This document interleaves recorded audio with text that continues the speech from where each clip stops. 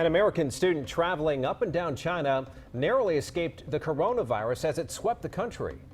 The Lord was watching over me.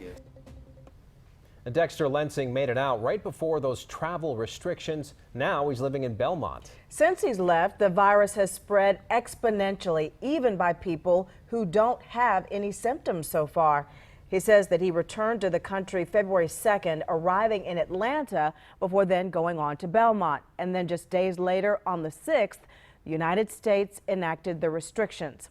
Now, Channel 9's Ken Lemon is live for us tonight. Ken, he told you that right now he is not being monitored by anyone.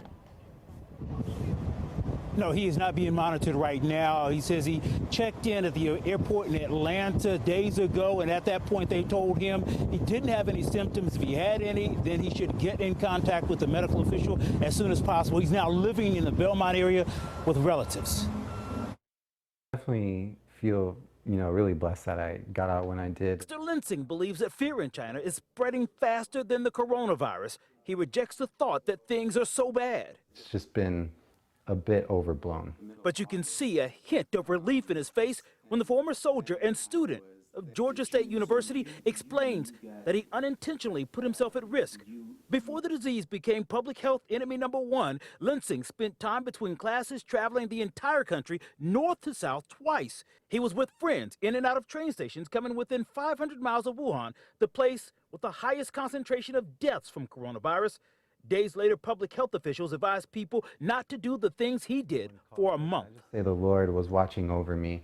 And during that time, people in his city decided to stay home. 80% of shops shut down. Starbucks restricted some customers. They wouldn't let you in without first checking your temperature. The day after the CDC declared a public health emergency, he got a sobering call from the director of his studies program. Basically just told me, let's get you out of the country as soon as possible. He left 11 days ago before the U.S. initiated stricter quarantines. I mean, I had faith that I was going to make it out just fine.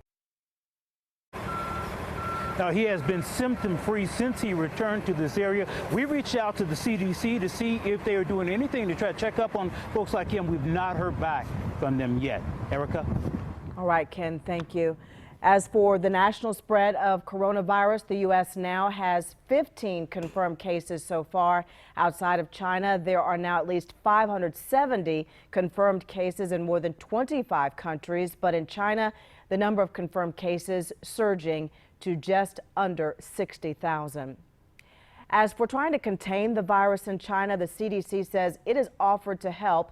It did that nearly 6 weeks ago, but now hundreds of deaths later, that offer still has not been accepted.